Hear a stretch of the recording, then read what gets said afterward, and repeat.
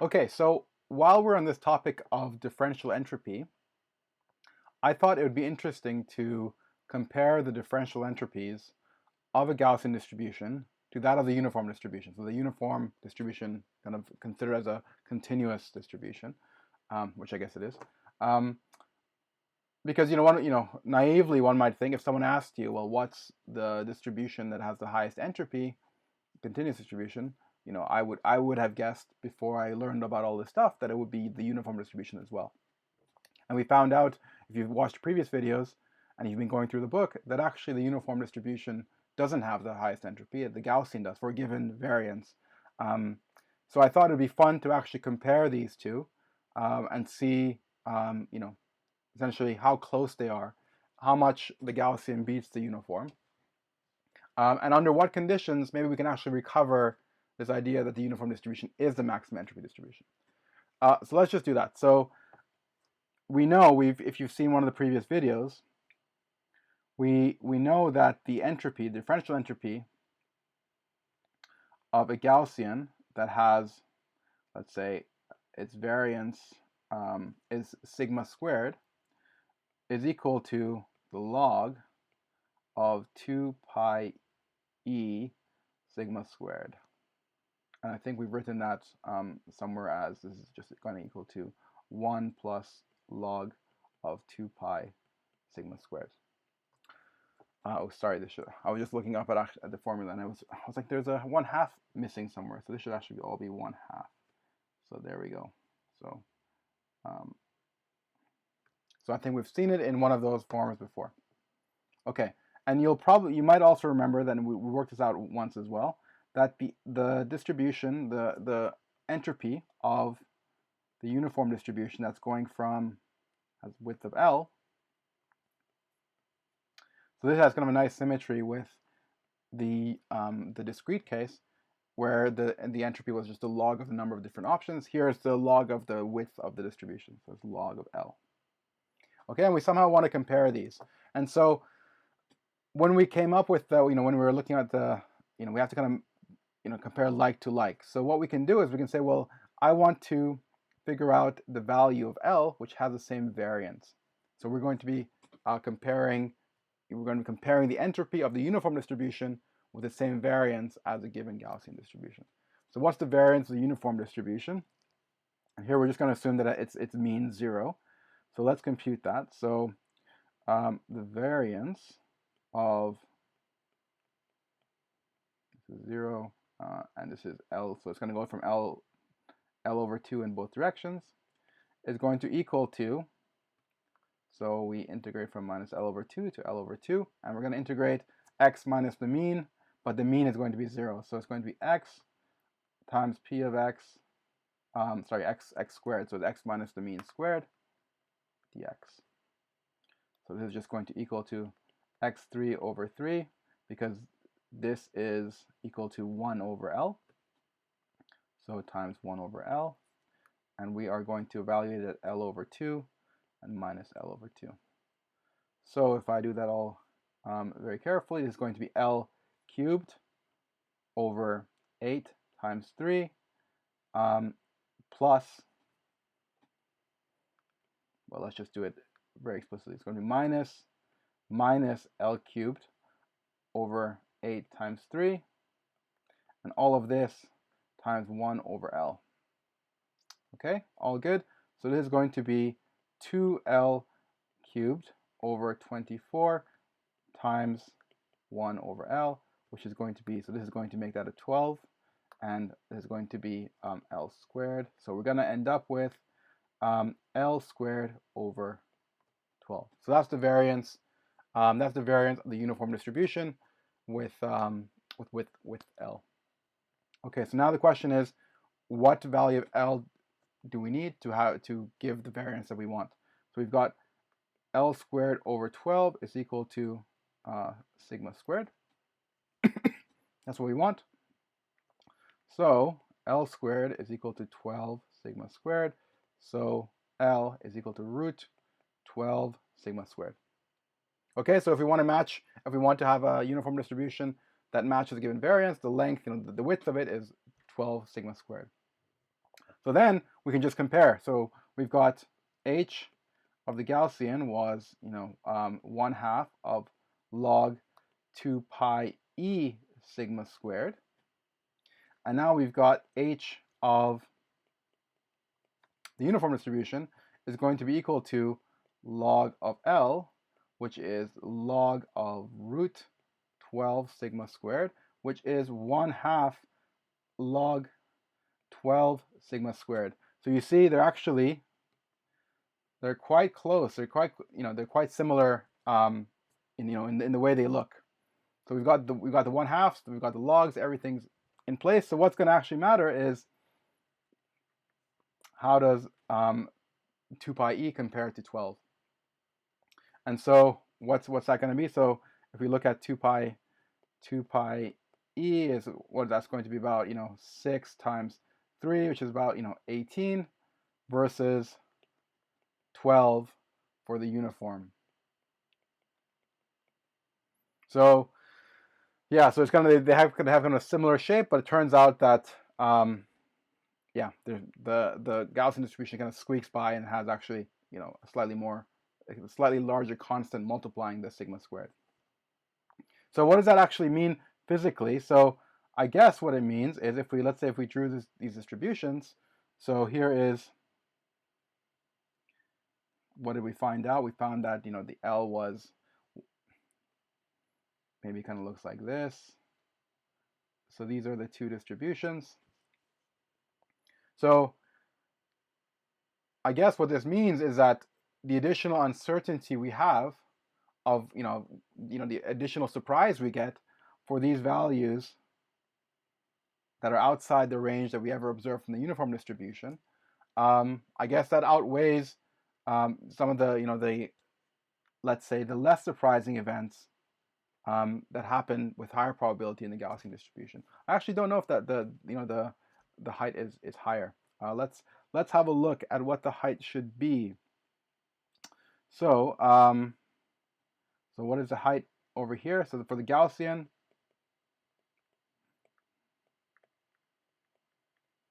so that's just going to equal to, the exponential term is just going to equal to 0. So it'll just be root 2 pi of sigma squared.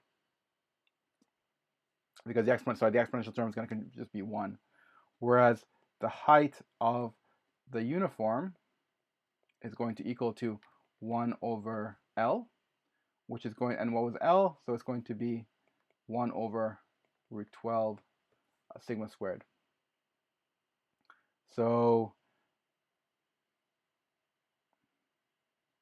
actually, it looks like, indeed, so it looks like, so we're going to have, this is going to be 1 over sigma times 1 over root 12, and this is 1 over sigma times 1 over root 2 pi. Let's say this is 1 over 1 over root 6. So indeed, the picture that I've drawn here is, I guess, roughly correct. The Gaussian is going to be have a higher peak than the uniform does. So there's going to be some events here that are actually going to be, you're going to see a lot of values near 0 for the Gaussian, much more than you would for the uniform. But so those are going to kind of count. It's going to tend to lower your entropy. But then these events out here, and I guess some of these ones as well, which are going to be lower probability than you would under the uniform, they tend to balance out, and then end up actually giving the Gaussian a bit more entropy than the uniform. Okay, so in general, so if we just constrain the distributions to have a given mean and a given variance, then as we've seen and we've just confirmed here in this case, the Gaussian does indeed have the highest entropy. But okay, but is there a setting in which the uniform still comes out on top? And there is. So what we can do, and if you followed the the previous video on maximum entropy distributions, we can enforce a different constraint. So what if we try to look for the distribution, the probability distribution, that was bounded? So we're going to look for a bounded distribution that has a maximum entropy. So remember, with the Gaussian case, we had to bound the variance. So let's not worry about bounding variance. We'll just bound the we'll just bound literally the domain of the distribution. I think one thing I didn't point out in that video on the maximum entropy distribution is why we have to bound the variance. So why bound the variance? And that's simply because if you want the maximum entropy distribution, well, we just saw that the entropy of the uniform is log of L, right? So you can just, if you don't bound the distribution somehow, you know your problem won't have a solution, because you can say, well, you can start with that distribution and then go to that distribution and then go to that distribution, and they all have higher and higher entropy. So you have to kind of bound the distribution somehow. And the way we did it there was to bound the distribution by its variance. Here we're going to bound it by the domain. So we're going to look for distributions that are that have a bounded domain and see which one has the highest entropy. So let's do that. So our task is going to be to maximize over P of x minus P of x log P of x dx, such that I guess the domain, how we got, is going to be minus L over 2 to L over 2. That's kind of how I'm going to say it. And of course, we've got P of x dx is equal to 1. Okay, so let's try that out. So the way we're going to do that is actually we're just going to incorporate this constraint. You can't see it. We're going to incorporate this constraint into this integral. So we're going to say that, look, and into both sets of integrals actually. So we're just going to say that the integral of this over this domain has to equal to 1, and we're going to maximize the entropy defined just over that domain. So let's do that. So remember, the first step is to form the Lagrangian. So here, again, it's P, and we're just going to have one constraint here. So let's call it lambda 1. So now that's going to be minus L over 2 to L over 2 P of x log P of x dx, plus minus L over 2 P of x dx. Oops.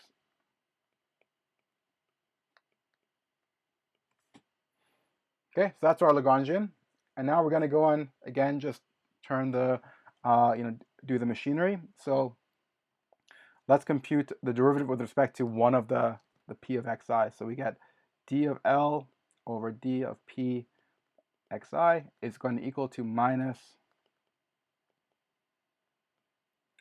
d dp of xi times P of x log P of x dx.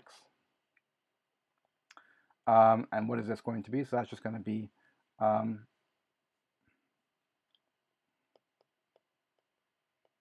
xi of, remember, it's going to just pick out that value of, and that's, don't worry, I haven't forgotten about the constraint. I'm just doing this first part. So that's going to be equal to minus log P of xi minus 1. So that was our first partial result. And then we have the second. So plus d dp of xi of lambda 1 times 1 minus the integral of P of x dx. And again, so this is what's that going to equal? We're going to go inside we're going to get lambda 1 times d dp of xi P of x dx, which is just going to equal to times